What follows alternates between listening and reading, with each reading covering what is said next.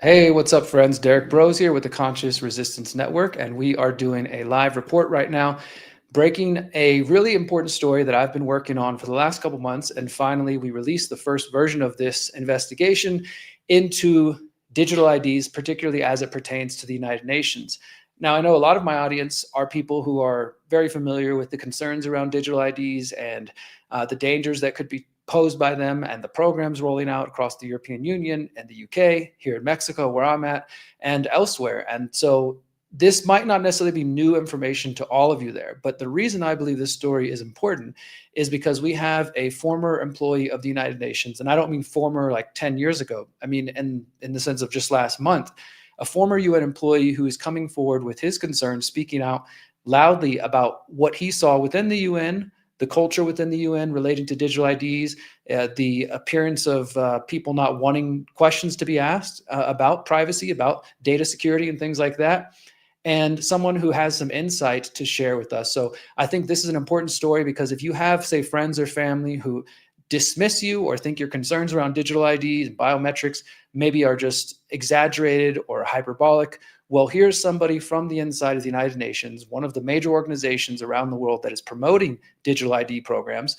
Here's somebody from within that system talking about it and giving us the inside information. So today we're going to be talking with Alexander Alex Ray, who is the source for my news story that you can see over at thelastamericanvagabond.com. We just released yesterday. Exclusive former United Nations employee warns of the dangers of the UN's digital ID program. We're going to be breaking all of that down today, guys, with Alex Ray joining me today for the first time. How are you doing, brother?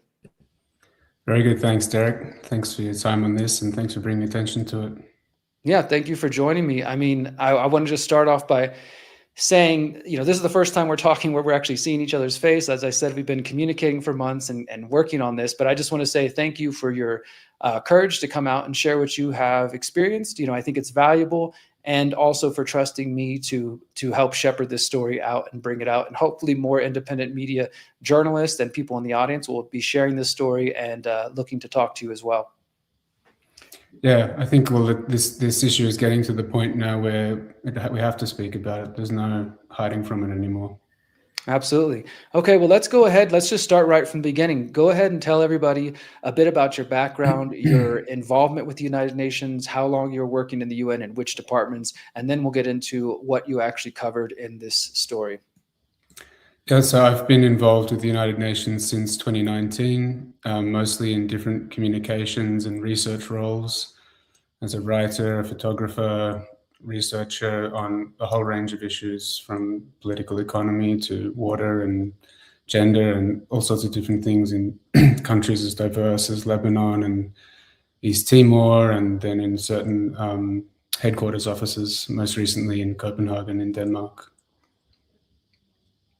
Okay. And you tell us more about the specifics of what you were doing as a communications officer. I know that's one of the titles that you held, but what exactly does that entail? And how does, what would a daily activities for you look like in that position?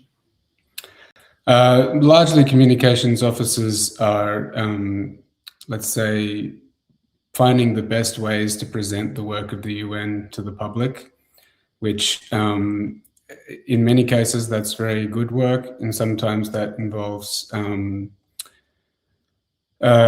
putting the most positive spin. It's a little bit like a public relations role, essentially. So that involves talking to specialists, attending different meetings, analyzing reports, editing them, creating public communications around those things. So we really spread across a lot of different roles. In certain roles that involves a lot more in-depth research into different topics. And for me, in the last 3 years, I've been involved in working on climate change policy, things related to air pollution, as well as national government policies about their climate change commitments. And tell me more about the different types of departments. What I want to establish here is just that you weren't an employee for 1 month at the UN, and now you're trying to claim to have some sort of insight. You spent time there over years and in different departments. Tell us more about that. Some of the different areas of the UN that you're involved in. I know you touched on a couple already, but please share some more. Yeah, so I worked in the field office in East Timor from 2019 to 2021. So that was a lot more hands-on and human-facing work, going out into the field and speaking to people on the ground who are beneficiaries of UN programs. And then I moved to different consulting roles, doing research on things like gender-based violence reporting, communication strategies for government agencies that had hired the UN to do things for them, sometimes researching issues like child labor in the Arab world, a vast range of in-depth research, as well as public communications and social media work. And then in the last, since 2023, I began working with the United Nations Environment Program as a digital communications officer. So that was more surface level stuff like website design, researching projects that they're doing in different countries and writing public communications about them. Most recently, that was working on in the Copenhagen Climate Center in Denmark, and there I was mostly learning about issues like the transparency work around climate change, how governments are reporting on their climate change commitments, how they're proving what they're doing about climate change, as well as some of the technology work and how countries are adapting to climate change using different technologies. Okay, great. So that gives us a good amount of background understanding on what you've been doing the last few years and working in the UN in these different areas. Now, the story that you shared with me and what I published at thelastamericanvagabond.com focuses on your concerns in relation to the United Nations Digital ID program. And just to be clear to everyone in the audience, we're not talking about UN's plans for the public, other countries, but for an internal employee digital ID program. And this program, at least in its current iteration, started to roll out, or at least the beginning of this discussion was in summer of 2020, of course, around COVID-19. And I know that there was talk of this beforehand, but that's where the current iteration, it really got going. When did you first hear about or learn about this digital ID program for UN employees? Yeah, so the first I heard about it was actually just as late as September 2025, so little more than 4 months ago. And it was quite a surprise to me that was the first I'd heard about it. It was the first nearly all of my colleagues had heard about it. And it had been, in the works for so many years, and I had never heard about any staff consultations about this, anybody talking about the necessity of it or why it was needed and what benefit it would serve. Okay, so let's get into that, because in my article here, which is again based on your testimony, we go through the timeline here.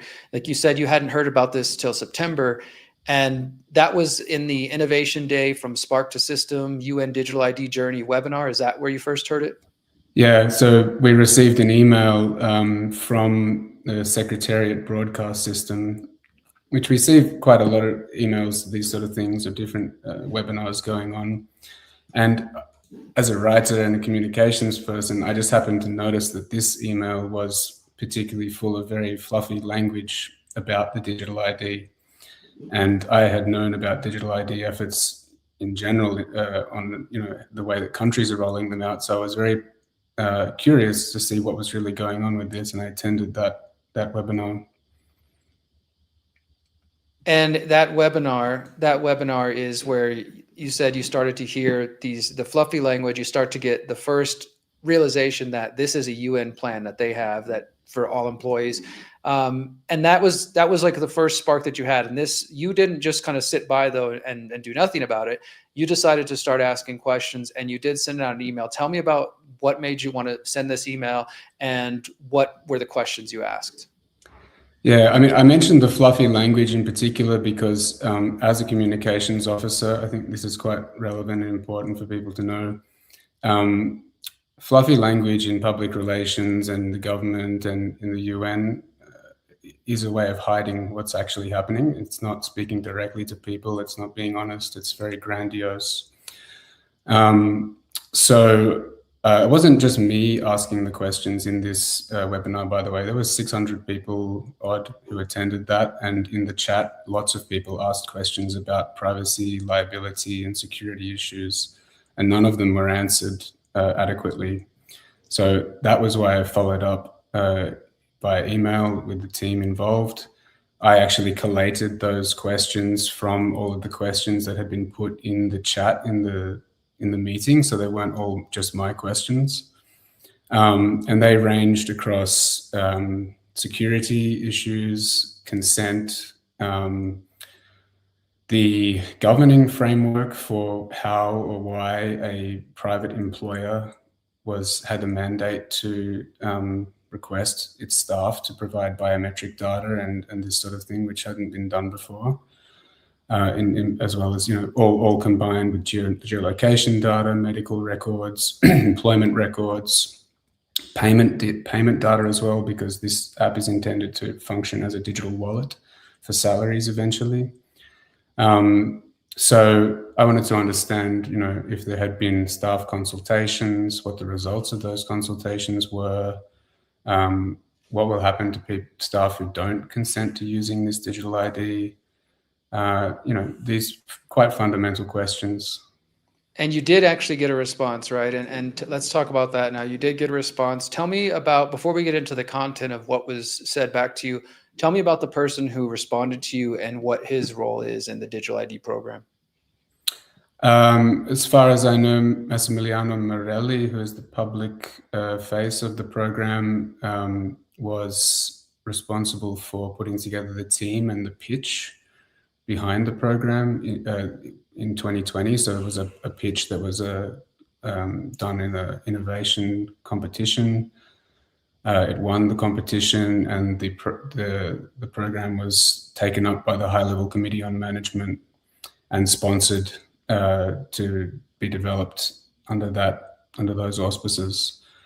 I don't know a lot about Massimiliano's qualifications on this topic. It doesn't have a large public profile. As far as I understand, he was involved in procurement and logistics roles with the World Food Programme prior. So, so he's the one that responds, right? So he's the head of the digital ID program. And as you noted, I didn't include this in my article. For those who are watching, we are showing the emails on screen, but I didn't include this in my article. It wasn't a major point, but I did find it interesting that he has very, as far as I could see, other than maybe a LinkedIn, no social media presence at all. And that might be by design, because the position he's in, maybe he just doesn't want to, get himself caught up on social media. But even just searching, for example, Twitter for his name, I only found one post in the entire history of Twitter that was that mentions him, and it was after his successful pitch and his idea to create the digital ID won the challenge. There was a mention of him, not a picture of him, but just a mention of him. And he is this, for anybody who's curious, he's the gentleman who's the thumbnail of the actual article that we're looking here on the screen. He's on the left side. Just wanted to make it clear who we're dealing with and who we're talking about as we get into the email. So now tell us a little bit about what he actually said back to you in response to your questions about digital ID. Yeah, it was a typically corporate style response, directing me to read the frequently asked questions on the website where the digital ID is downloadable. The app is downloadable, and claiming that there had been staff consultations with the Office of Legal Affairs and staff associations that support the development of the digital ID.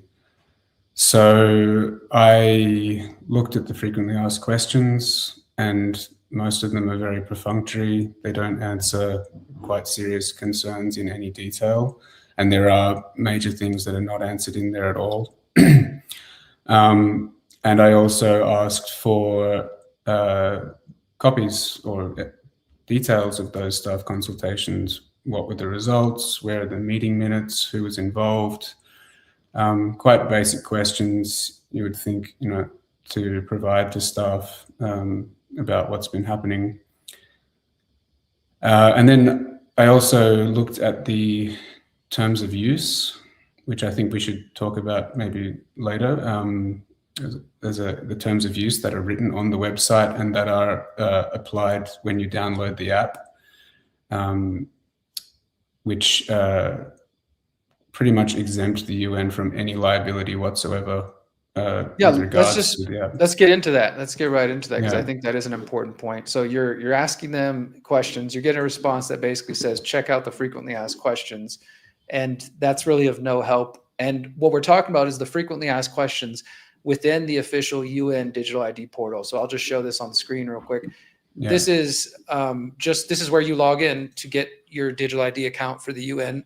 Obviously, I don't have access to this, but I believe as of last month, when you were still an employee, you did still have access. This is where you would go log in and see that FAQs. Yeah, I was able to log in yesterday, so I still have access to it. Okay, you still have access. Yeah. So as a UN employee, you have access to this. You go in there and there's a list of FAQs, and you did send me those frequently asked questions so I could verify this myself. And as you were saying, none of them directly address your concerns.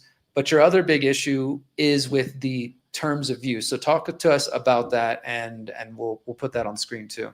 Yeah.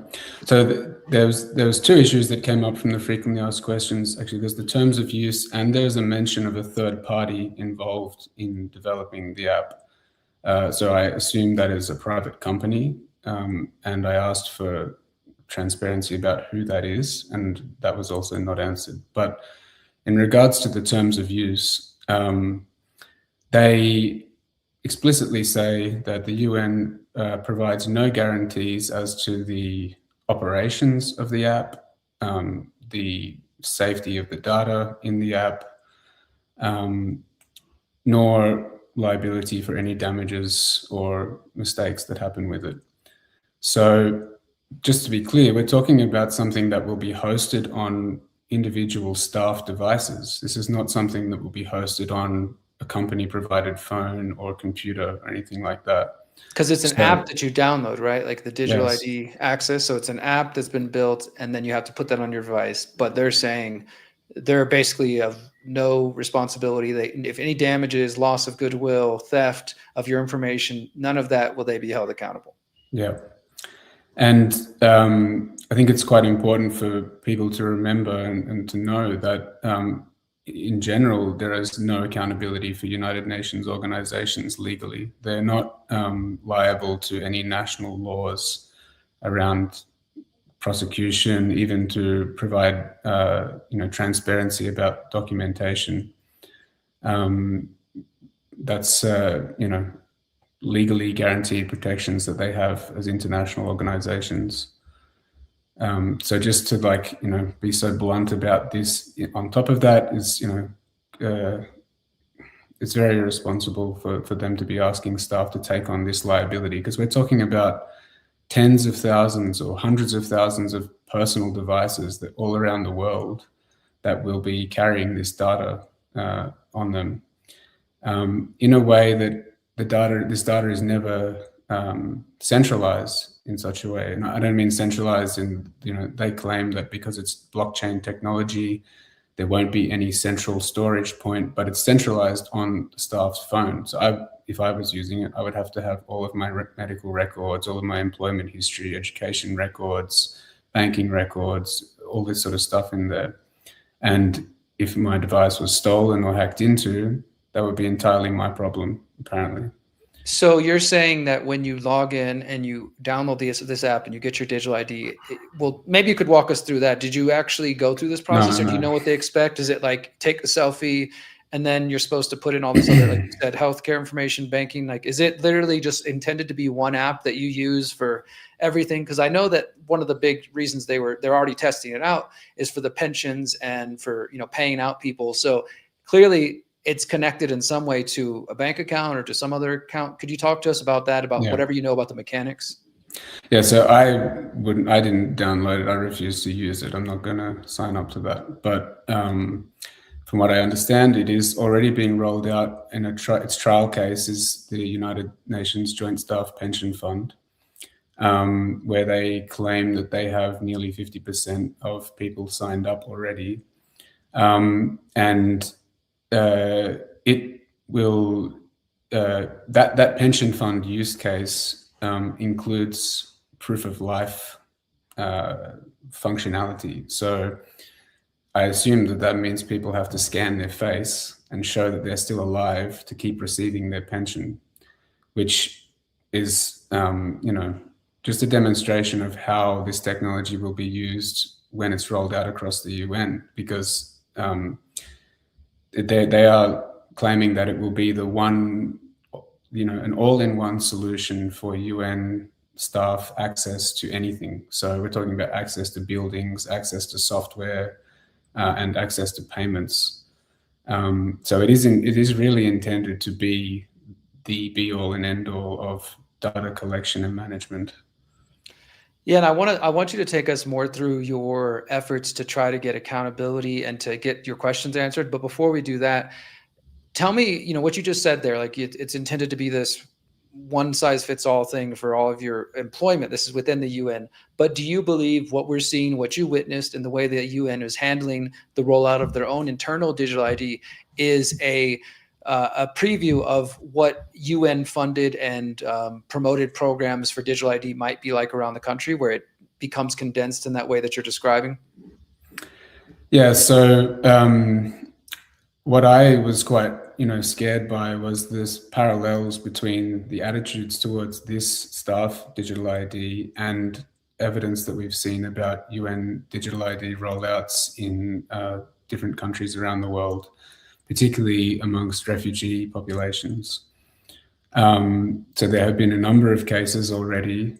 So just this attitude seems to be one of assumptive optimism about the safety and efficacy and ethics of this technology, and general disregard for proper informed consent. So you can see that in the way that staff are not really being informed about what's happening with this, nor given the opportunity to consent to it. But also, so in countries like Jordan, Bangladesh, there's 5 other countries that I have seen evidence of as well. But those 2 in particular, there is demonstrated evidence of refugee populations, pretty much being told that if they don't sign up to this, they can't get access to food and financial support and basic support. And I don't think anybody would really consider that to be an ethical way to help people who are the most desperate in the world. And in a number of digital ID cases around the world, the data is very quickly hacked and stolen or provided to government agencies that do not have the best interests of those populations in mind.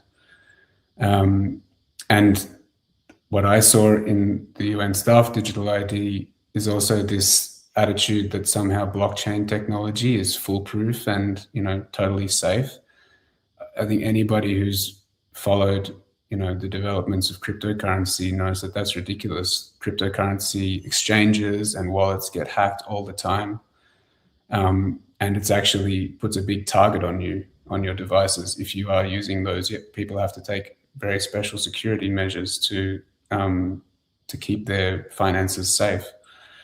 So now, if you were looking to find people who are getting paid quite a lot of money as UN staff and have blockchain technology on their phones, who may not also know much about digital security, you're now putting a big target on the backs of UN staff who are carrying around their digital wallets on their private devices.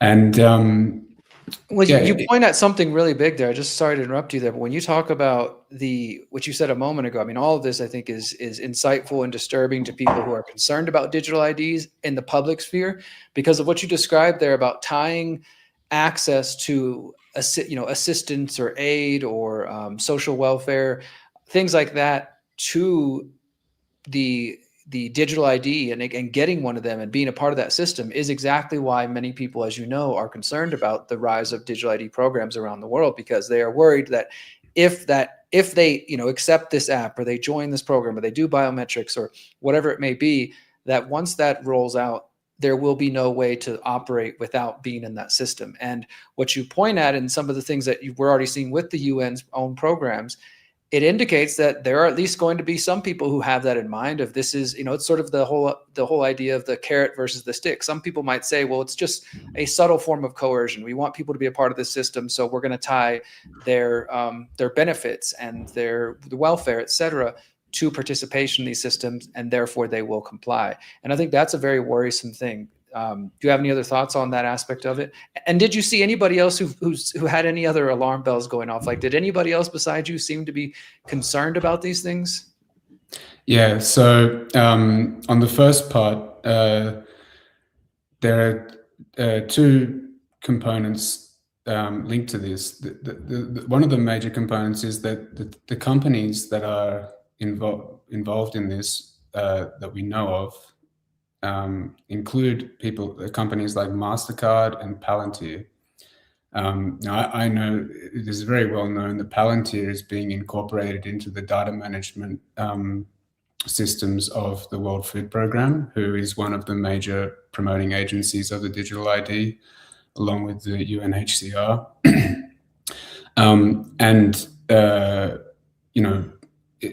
By giving companies like MasterCard the infrastructure rights to these sort of systems, they're essentially handing them massive contracts. And for the only reason that the UN is providing so far for this, as why it's necessary, seems to be for cost-cutting measures. Now, I've seen in I think it was the case of Jordan, the UN claimed that it would save them $2.5 million in bank fees by doing this. And in the Joint Staff Pension Fund, they're quite explicit about saying that we're doing this to cut down on administrative costs.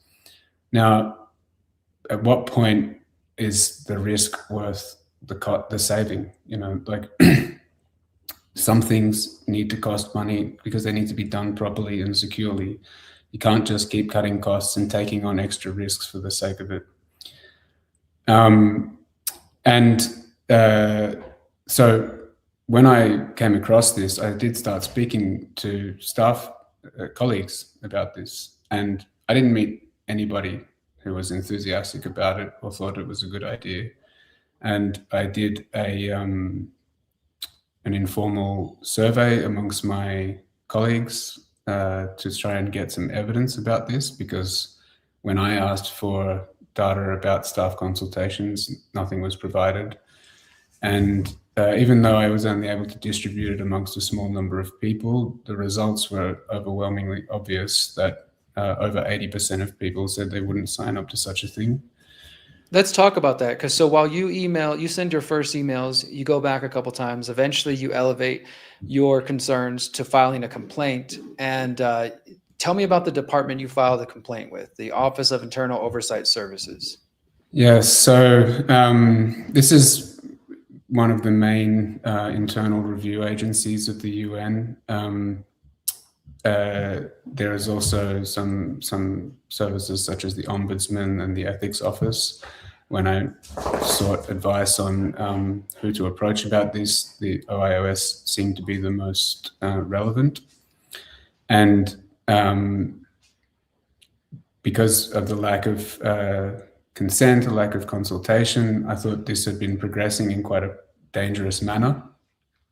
And I asked the OIOS to have a look at it, at least to consider my complaint. And their response was that it was not worth looking into from their side, and that they would pass it on to the Office of Information and Communication Technology for investigation, which is not an investigative body, nor is it impartial or independent. And given its role, I imagine it is involved in the development of the ID. And so you reach out to them, you're trying to get some response, but then this is when, while you're waiting for your response, you decide to do your own informal survey, as you were just talking about a moment ago, and just kind of see how other UN employees, your colleagues, are feeling about this. And so tell us about that. I'm going to show the pictures of the survey on screen. As you said, you only got to circulate it a short time. I think the most responses you got were 19, but overwhelming, the people who did respond were definitely not for this program. And tell us about that, and how you circulated it, and what happened once you started to circulate it. Yeah, so I circulated it via a joint email within my small office, my small department of the UN city in Copenhagen, which has thousands of employees and many agencies housed there. But I was quickly told by senior staff in my office that I was not allowed to distribute this any further, based on claimed data privacy issues, even though this is an anonymized survey, so it doesn't collect anybody's name or email address. And my intention had been to share it with other agencies so that they could share it with their staff to get their responses on it. And in the process of speaking to people within the office, certain people within staff associations, I discovered that there are some major UN agencies who knew about this several years ago and refused to sign on, and who thought that the program had been scrapped. And now when these staff association representatives found out that the program had actually been revived and was going ahead, they were quite alarmed to hear about it. So this just gives you an indication of how transparent this really is being, the transparency around this and how it's being managed. And I just want to mention on that point, we are going to have a second article in this series where I'm going to get some more details from you that we will be sharing, as we're going to look at what happened here to our guest today, Alex Ray, former employee with the United Nations, and his concerns of the digital ID program being ignored. He decides to leave, but he's been giving us some insight into how the UN's handling their own program, and we're going to look at how that applies to the bigger programs around the world. And yeah, so walk us through the survey. Your first question here I've got on screen. Yeah, so I asked if staff thought it was necessary, and told them the details of the structure of the survey. This is all details of what would be included in the app, from what I was told found out in my research, and what was told to us in the briefing webinar back in September. Do you mind reading the question just for those who might be listening and not watching? Sure. It says, do you feel the UN needs a staff digital ID? The ID will be stored on your personal phone and implemented via blockchain technology. The ID will collect and centralize personal data, biometric data, facial recognition and fingerprints, medical records, financial data for payment via digital wallet, geolocation data, education records, human resources data, travel approvals and history data, security data, and pension data kept over time from onboarding into the UN to parting or retirement. And the results were, one person said yes, 16 people said no, and 2 said maybe. So overwhelmingly not in favor of this. Yeah. And let's go to the next one here. I have the next page of your survey here because you asked 4 questions in total. So walk us through this second one, because this deals with the terms of use that you brought up earlier. And as we said a couple minutes ago, the UN itself is absolving themselves of any kind of responsibility if something happens to the individual's data who is downloading the digital ID program and using it. And so you're just trying to bring this to the attention of your colleagues. So tell us about this and the response to this as well. Yeah, I mean, I don't know if anybody read the terms of use on any app, let alone a digital ID, if they would consent to this. So I asked, would you consent to the following terms of use? Please read. Quote, while UNICC, which is the UN International Computing Center, endeavors to ensure that the information on this website is correct, UNICC does not warrant its completeness or accuracy, nor does it commit to ensuring that the website remains available or that the material on the website is kept up to date. UNICC maintains and provides this website on an as-is and as-available basis without any promises or representations expressed or implied. In particular, we do not warrant or make any representation regarding the validity, accuracy, reliability, or availability of the website or its content. To the fullest extent possible, we hereby exclude all express or implied promises, including that the website is fit for purpose, of satisfactory quality, non-infringing, free of defects, able to or will operate without interruption, that the use of the website by you is in compliance with laws, or that any information that you transmit in connection with this website will be successfully, accurately, or securely transmitted. It gets better. Here's the part. This next part is the part I think that really stands out. I mean, all of it, but this part particularly. Yeah. In no event shall the UNICC or any developer or contributor of the website collectively, the non-liable parties, will be liable to you with respect to the use of the website and or be liable to you for any direct, indirect, special or consequential damages, including without limitation, damages for loss of goodwill, lost profits, or loss, theft, or corruption of your information, the inability to use the website, device failure, or malfunction. The non-liable parties shall not be liable, even if they or any of them has been advised of the possibility of such damages, including without limitation, damages caused by error, omission, interruption, defect, failure, or performance, unauthorized use, delay in operation or transmission, line failure, computer virus, worm, Trojan horse, or other harm. And I don't have the results of that one up here, but do you remember what the numbers were on that one before we go to the other questions? I don't have it. I know it was definitely most of the people did not consent to those terms. I think it was like 90% perhaps. Yeah. It was very, very high for sure. Yeah, it was close to 100%. Okay. And so that's just to pause there before we get to your next question, questions here. Again, guys, we're talking with Alex Ray, former employee of the United Nations. He's going through a survey, an informal survey that he conducted with his colleagues to get their opinions and their thoughts on how they felt about the digital ID program. And as he's showing here, the majority had never even heard of it. They definitely didn't understand the terms of use, which we just went over. And we're going to go over some other questions, which make it clear that the majority of the staff of the 19 that you were able to get this to before you ran into a little bit of a roadblock were definitely not in favor of this program. So walk us through these last couple questions here. Yeah, so pretty simple. Were you aware that the UN Secretariat and five other agencies have been working on a digital ID with the above conditions since 2020?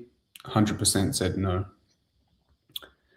Then my fourth question was, would you consent to using this digital ID as a mandatory condition of employment within the UN system, including consultants and contractors? 2 said yes, 13 said no, 4 said maybe. So 68% said no.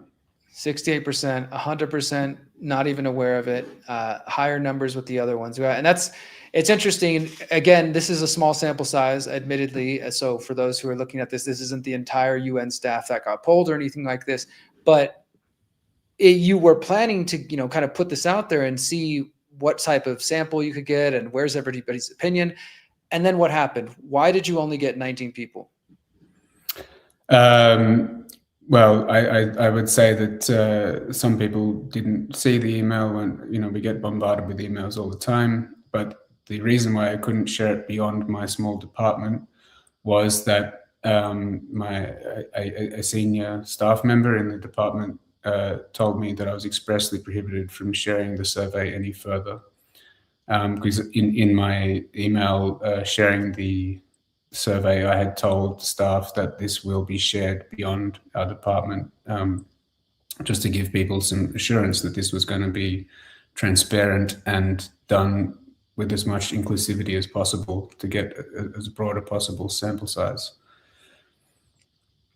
And so they said you weren't able to do that. You weren't able to circulate a survey within your department? Within the office, which includes several large UN agencies, and I hadn't actually intended to do that personally myself. My intention was to share it with representatives from those agencies and get them to share it amongst their staff. But I think it's just quite indicative that we get things sent to us on collective email lists all the time. So I highly doubt that the reasoning about not being able to use collective email lists for privacy concerns as valid or legitimate. I mean, they said you were violating the UN Code of Conduct, correct? That's correct. Yeah. But you're saying you don't think that, that people circulate emails, it hasn't been an issue before. I mean, is it your feeling that this is specifically related to the questions you're asking about digital ID? Well, the claim that I was violating the code of conduct was related to there being some personal gain for me from having access to people's email addresses through this, and I don't gain anything from this. In fact, I shouldn't have to be doing this work. It should be the surveying should be done by the people developing the app.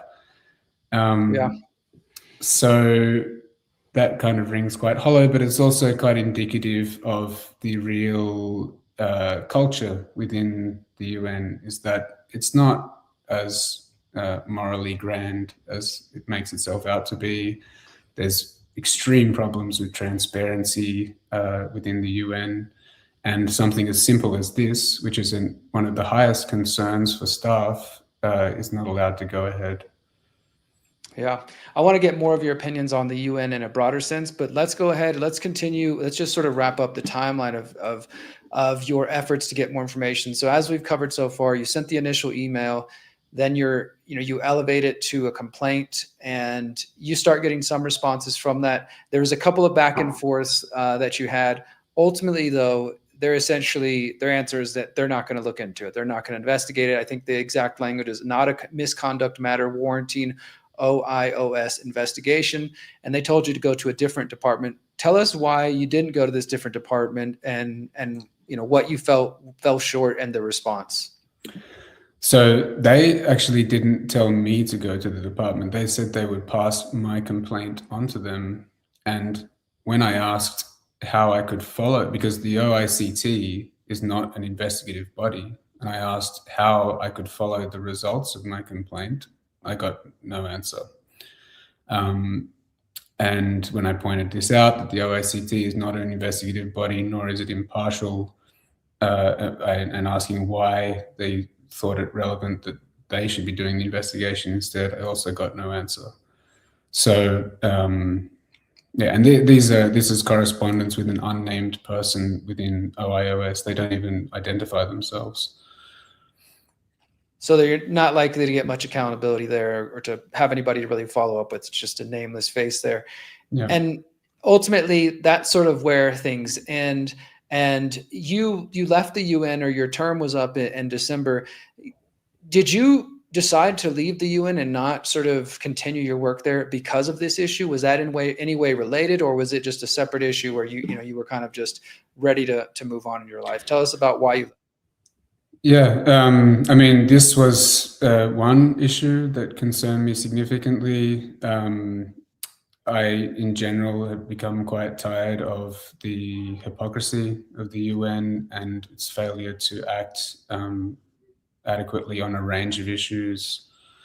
People around the world are witnessing the UN's failure on many things, from climate change to genocide. The digital ID stuff I had known about tangentially previously, but once I started investigating this and reading about some of the cases of the countries that digital IDs are being rolled out in as well, I didn't think that the UN really matched the values that I thought I was working for within it. So, there's plenty of other areas that I can work in that are much more aligned with my values. And unfortunately, the UN pays people very well, and the majority of staff in the UN are in there with a job for life. So there's not a lot of incentive for people to speak up and be honest about things that they see happening in there.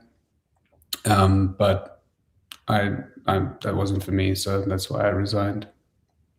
Well, thank you for having the principles that you do have, and despite the nice paycheck, choosing to follow what felt right to you instead of just standing still there. Now, I included something in the article that I wanted to get your thoughts on, because obviously you've covered here, you asked the questions to the initial email, then follow up, file a complaint, and ultimately pretty much ignored and dismissed.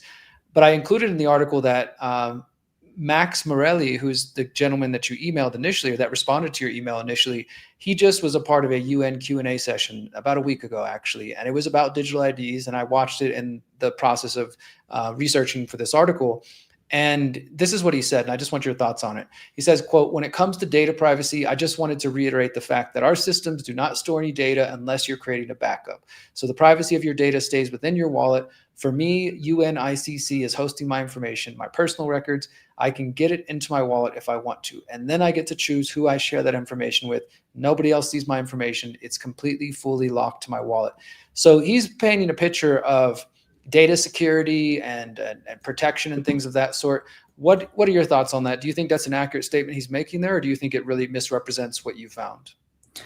Yeah, I'm not sure what Mr. Morelli's qualifications are with information technology, but I remember in the initial webinar that I attended, I'll never forget this word for word because it's one of the most striking answers I've heard. Someone asked, what will happen if the digital ID gets hacked? And Mr. Morelli said that the initiative is shared between 6 agencies. So if there is a breach, everybody will be responsible. Now, I don't think that's a technical or a legal answer. But I think you can see there's a bit of like confusion in the answer that you've just quoted about where the information is stored, like what is hosting.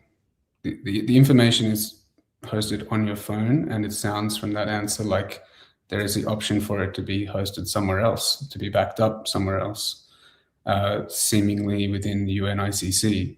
So, I mean, regardless of whether there is a backup somewhere on the cloud hosted by someone else, the fact that it's all of that data is centralized on your phone just increases the target risk for you to be hacked into as a private individual.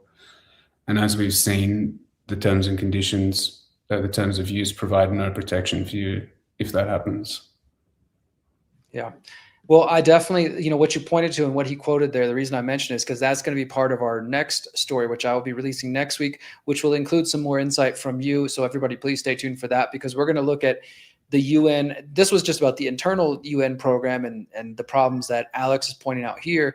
But we're going to talk about the UN's role in promoting digital ID programs around the world, get in further into what he talked about certain stipulations and requirements once you're using this digital ID. And I'm also going to look at who is behind the wallet that's within the digital ID itself, which I found Cardano and a couple other companies. And so we're going to look at their services and sort of how they factor into this picture itself. But before I let you go for today, first off, again, thank you for being willing to speak out, for sharing your story with me, Alex. And I wanted to ask you about your own personal journey within the UN. You've kind of hinted at it a little bit here and there, that obviously you came into this organization with good intentions. And it was my experience when I went to the UN last year for the Summit of the Future, and I met quite a bit different people from all different backgrounds, that there was a lot of well-intentioned, good people there working in different elements of the UN who, from my perspective, might not really understand some of the bigger pictures and the dangers associated with the UN.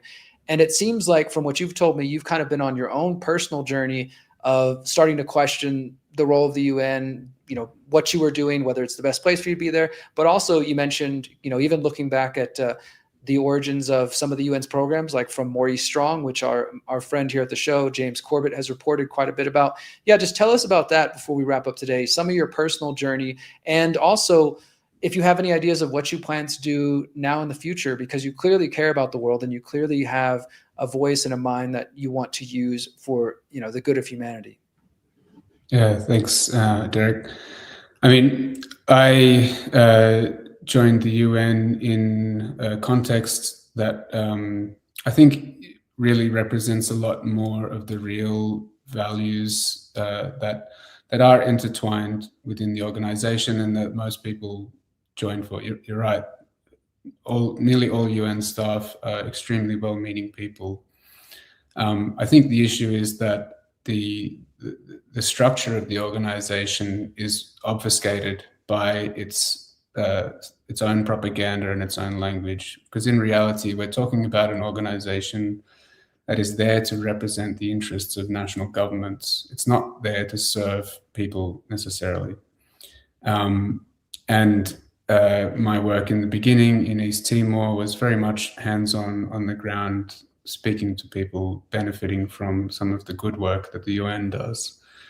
However, I started to see over time that really, rather than having any democratic nature to it, nearly everything within the UN is top-down decision-making, often coming from people right up at the top of the organizations, the different agencies and the Secretariat itself, who, as anybody who knows about power structures in government, people don't get to those positions because they're willing to challenge the status quo and speak out. They get into those positions because they're willing to put on a good face onto things that are happening behind the scenes.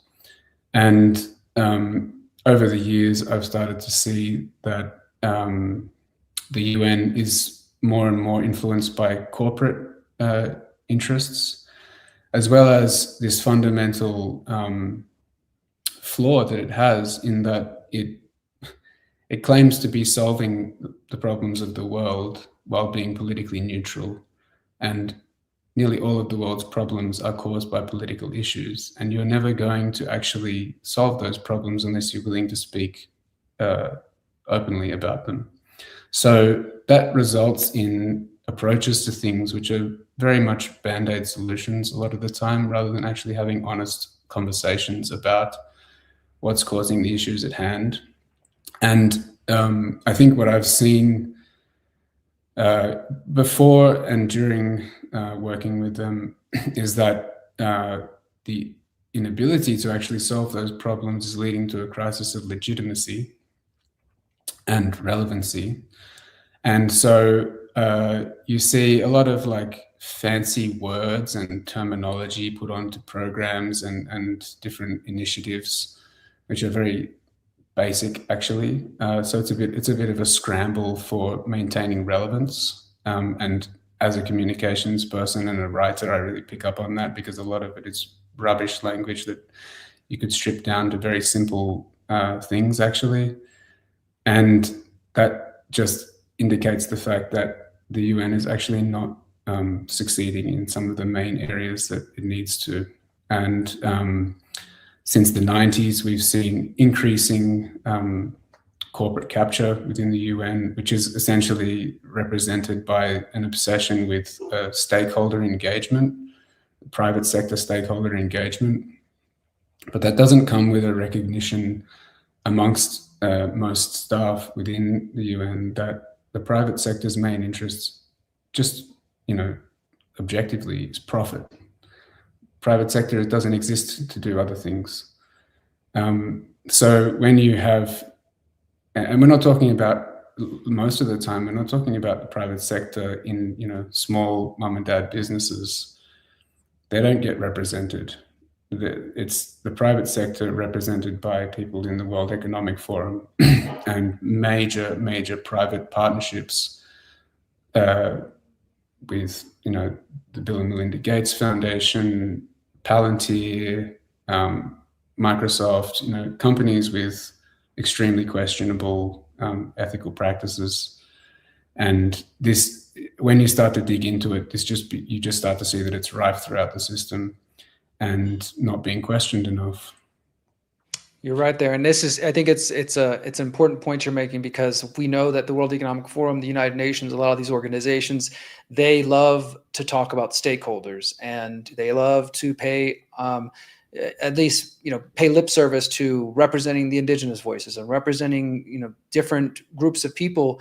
And they might have some sort of superficial ways that they do this in some of the meetings that they hold. But for the most part, what you're describing is exactly what I found. And I think what most of my audience is familiar with, the idea that the UN doesn't actually represent their interests. It's representing, as you said, governments and private interests that are not going, really, that's not necessarily going to benefit the average person, although that's what they're selling it as. And yeah, do you have any thoughts on what you're going to do with your future, near-term future, like how you might use your voice now? Yeah, so I mean, just to illustrate like some of the the workarounds, the mental loops that people are creating within this organization. The UN will always complain about not having enough money now, right? There's a huge funding crisis. So they go pandering to the private sector looking for money to these philanthropic organizations. And these are the same organizations and people that are not paying their corporate taxes to national governments. The solution would be to make them pay their taxes to the governments and keep the government funding in the UN. I mean, that's a no-brainer, but that is not a conversation that's being had very often because no one wants to talk about tax. It's too simple. But I just wanted to put that out there because it's very indicative of the type of mental gymnastics that goes on. Me personally, I'm going to be doing my own writing on Substack, creating more videos about structural issues which underlie the problems of the world. And that's not just political or logistical structural issues. I'm also very interested in our own spirituality, our own psychology, the internal pain that people have, that we create problems in our lives through, and how that plays out on an individual and collective level. So people can find my writing about that on Substack at All Quiet on the Inner Front. That's my channel, and I'll be putting out videos to accompany my writing as well. And, awesome. And in general, also I'll add that to the show notes for sure. Going from working in the UN Environment Program to working in gardens, people need to get back to the land and work with their hands in the real world. I love it, man. Exploring the sort of personal, spiritual, psychological, and getting connected to the earth. I'll definitely include a link to your Substack, and everybody, I would highly encourage you to follow Alex and see where he goes next. This will not be the last time that we have you on my show. I definitely want to have you back when I release the second piece to get more of your insight. And I know that there's other people in the independent media who want to hear your story as well. So I encourage everybody to stay tuned and to please share the article. The article is in the show notes. It is called Exclusive: Former United Nations Employee Warns of the Dangers of the UN Digital ID Program. I really appreciate you joining me today, Alex. Thank you so much for your time. Thank you too, Derek. Take care. Take care. All right, everybody. Thank you guys for tuning in today. Thank you for listening to this interview. I think this has been a really important one. To me, these are the kind of stories that I really love doing, because Alex reached out to me a couple of months ago because he came across my work somehow. I actually don't think I even asked him how, and said, look, I'm in the UN right now. I have these concerns. I'm emailing people. I'm trying to get information. I'm being, blackballed. I want you to help me tell the story. And so he waited till it was time for him to leave the UN before he was ready to speak, which just happened last month in December. And meanwhile, we were having dialogues. We were communicating. He was showing me what was going on behind the scenes. And now, after a couple of months of work, it led to this article, which you can find exclusively at thelastAmericanVagabond.com. It's also on the Last American Vagabond Substack, and I did add it to my Substack, so I guess it's not exclusively there anymore. But this is an exclusive story that we are breaking first. And as I said, you will be hearing more. This is just the first of a two-part in a series that I'm going to do the second part next week. And Alex will be a part of that as well. And I did talk to other friends. I think he's going to be appearing on James Corbett's show soon. So look out for Alex to make waves with this information, this story. And again, thank you, Alex, for trusting me on this. And I just want to say for a moment that if you appreciate my work and I see the kind comments, then I really, really want to just implore you guys, if you appreciate that kind of hard-hitting investigative journalism where people like Alex are trusting me and coming to me to break their stories, then I want your support. I need your support, my friends. I want to let you guys know that tomorrow, Friday the 16th at 12 p.m. Central, my buddy Ryan Christine and I of thelastAmericanVagabond.com, we're going to be doing a 3-hour live stream, maybe 4 hours. We'll see how long we can handle being on the stream, but it's going to be a stream where we're asking for your support, guys. We are aiming to raise up to $50,000 if we can do it. I know that sounds like a lot, but that's basically to pay myself and Ryan for the next year. So this will just be split right down the middle. And if you think about that, making $25,000 a year is not that much in our world today, but it'll allow me and Ryan to survive and to continue to do our independent media, because unfortunately both of our organizations, mine, The Conscious Resistance, and his, The Last American Vagabond, are barely hanging on by a thread financially. So we need your support. This is at givesendgo.com/TLAV. fundraiser. I'll put the link in the show notes right here for everybody.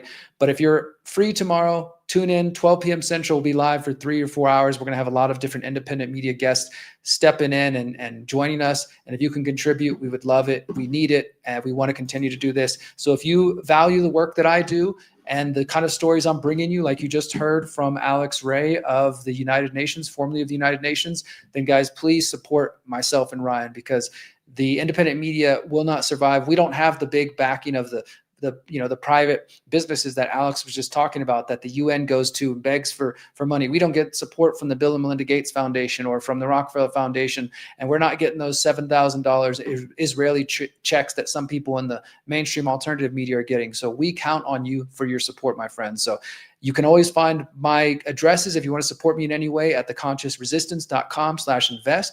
But if you want to support tomorrow for this specific drive, tune in 12 p.m. Central, wherever you're watching right now. It will be live there. It'll also be live on Ryan's channels. And if you can give, the Give, Send, Go address is posted in the comments, guys.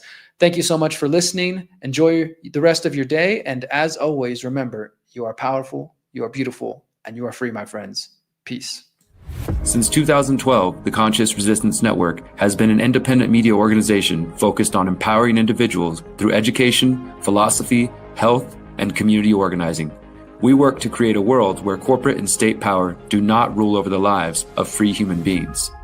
Our motto is leading by example and helping others in their pursuit of freedom. Visit theconsciousresistance.com to find our articles, documentaries, interviews, podcasts, books, and more. Remember, you are powerful, you are beautiful, and you are free.